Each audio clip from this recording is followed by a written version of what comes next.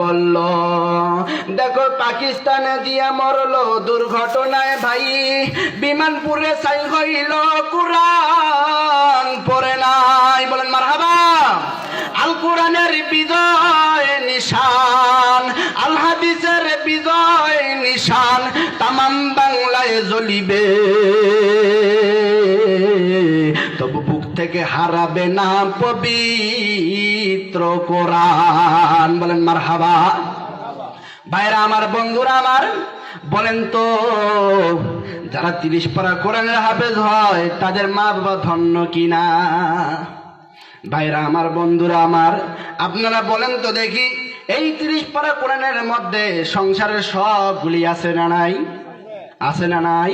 বন্ধুরা আমার, ভাইরা আমার, আজকে আমরা কোরআন বুঝতেছি না, কোরআন পড়তেছি না, দেখি রে আমাদের কপালে শুধু দুঃখ। কথা বলেন ঠিক কিনা?